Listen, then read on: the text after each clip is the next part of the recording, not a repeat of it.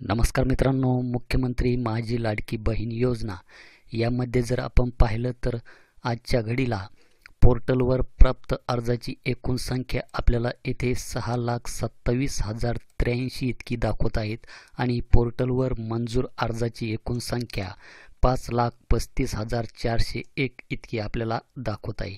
जसजसे पोर्टलवर अर्ज येत आहे तसतसे पोर्टलवर जे काही आपण अर्ज भरलेले आहे त्या अर्जाच्या छाननी करण्याचे जे काही काम आहे हे युद्ध पातळीवर सुरू झालेले आहेत। तर यामध्ये बहुतांश महिलांचे फॉर्म हे यामध्ये अप्रूव्ह झालेले आहे आणि काही महिलांचे फॉर्म हे रिव्हर्टमध्ये आलेले आहे। तर आपण ज्यावेळेस सुरुवातीला जे आधार कार्डला मोबाईल नंबर लिंक असेल अशा महिलांचे आपण अर्ज पाठीमागे भरत होतो, कारण की त्याशिवाय पुढील फॉर्म हा ओपन होत नव्हता।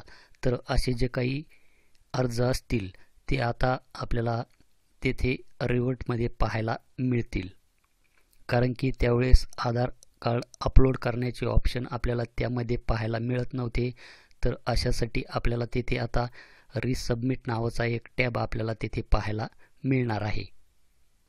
तर आपल्या अर्जामध्ये काय त्रुटी आहे हे चेक करण्यासाठी आपल्याला येथे अर्जदार लॉग इन याच्यावर क्लिक करून आपला ID आणि पासवर्ड टाकून आपल्याला इथे लॉग इन व्हायचे आहे। लॉग इन झाल्याच्या नंतर आपल्याला इथे ॲप्लिकेशन मेड अर्लियर याच्यावर क्लिक करायचे आहे। आपण जेवढे काही अर्ज पोर्टलवर भरलेले असतील ते अर्ज आपल्याला इथे दाखवले जातील। तर यामध्ये काही अर्जाचे ॲप्लिकेशन स्टेटसमध्ये आपण पाहिलं तर काही अर्ज इथे आपल्याला पेंडिंगमध्ये दाखवत आहे। तर ज्या अर्जामध्ये त्रुटी असतील तर अशा अर्जामध्ये आपल्याला इथे रिसबमिट नावाचं ऑप्शन आपल्याला त्यासमोर पाहायला मिळणार आहे आणि येथे ॲक्शनच्या खाली आपल्याला येथे एक पेन्सिल सारखा आयकॉन आपल्याला येथे पाहायला मिळत आहे।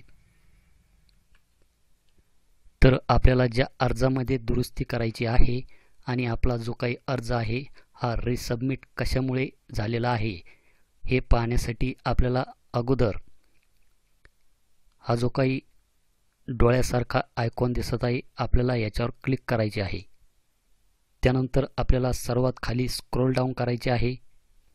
स्क्रोल डाऊन केल्याच्या नंतर आपल्याला इथे अपलोडेड डॉक्युमेंटमध्ये आपण पाहू शकतात की आधार कार्ड फ्रंट आणि आधार कार्ड बॅक, तर येथे डॅश डॅश दाखवले जात आहे। त्यानंतर येथे आपण जो काही 15 वर्षापूर्वीचा जो काही पुरावा दिलेला असेल तो आपल्याला इथे पाहायला मिळेल।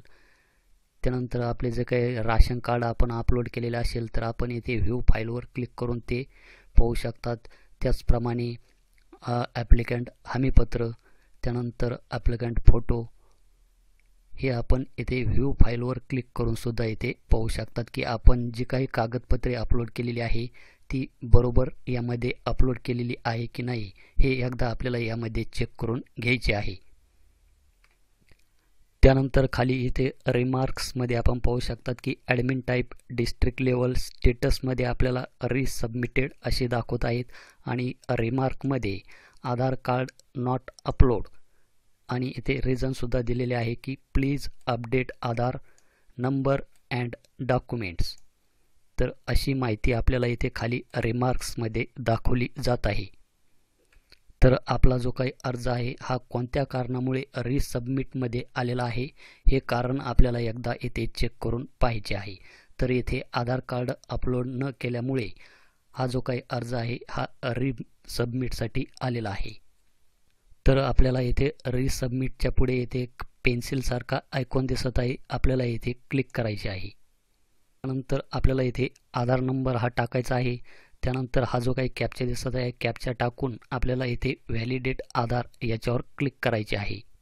त्यानंतर आपल्याला आपण जी काही माहिती भरलेली आहे ही एकदा आपल्याला परत एकदा चेक करून घ्यायची आहे की आपण फॉर्म भरता वेळेस आपण यामध्ये काही चूक केलेली आहे की नाही ते। तर मी हा फॉर्म व्यवस्थित भरलेला आहे, तर मी सर्वात शेवटी येथे खाली येतो। तर आपल्याला येथे स्क्रोल डाऊन करायचे आहे। त्यानंतर येथे आपल्याला आधार कार्डाची पहिली बाजू आणि येथे आधार कार्डची पाठीमागील बाजू आपल्याला इथे अपलोड करून घ्यायची आहे। तर फाईल अपलोडेड सक्सेसफुली अशा प्रकारे आपल्याला वरती दाखवेल. त्यानंतर येथे आधार कार्डची पाठीमागील बाजू मी येथे अपलोड करून घेतो. त्यानंतर आपल्याला येथे जे काही 15 वर्षाचा पुरावा आहे, हा पुरावा आपण येथे अपलोड केलेला आहे का नाही तो एकदा परत चेक करून घ्यायचा आहे. कारण की कधी काय होतं की आपण राशन कार्डाच्या जागी एखादा दुसराच पुरावा इथे जोडतो. त्यानंतर जे काही हमीपत्र असेल ते फोटो अपलोड करतो. तर अशा चुका आपल्याला यामध्ये करायच्या नाहीत. तर एकदा आपण जे काही डॉक्युमेंट यामध्ये अपलोड केलेले आहे ते एकदा व्ह्यू फाईलवर क्लिक करून आपल्याला व्यवस्थित तपासून पाहायचे आहे. त्यानंतर आपल्याला येथे सेव्ह इन्फॉर्मेशन याच्यावर क्लिक करायचे आहे. त्यानंतर रजिस्ट्रेशन फॉर्म प्रिव्ह्यू अशा प्रकारे आपल्याला परत येथे एकदा दाखवला जाईल. त्यानंतर आपल्याला हा जो काही कॅप्चा दिसत आहे हा कॅप्चा इथे टाकून घ्यायचा आहे. आपण येथे हा फॉर्म एडिट पण करू शकतात किंवा सबमिट पण करू शकतात. कारण की सबमिट केल्यावर आपल्याला यामध्ये कोणत्याही प्रकारचा बदल करता येणार नाही.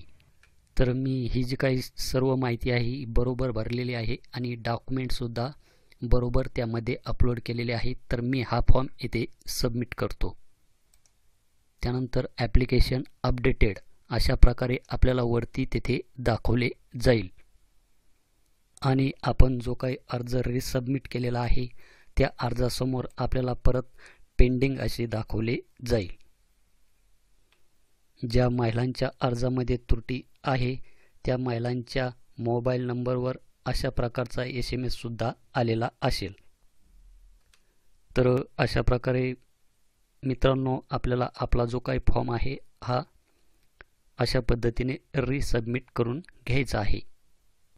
तर यामध्ये जर आपले काही प्रश्न असतील तर खाली कमेंटमध्ये टाका. भेटूया अशाच एका नवीन व्हिडिओ नवीन अपडेटमध्ये. धन्यवाद.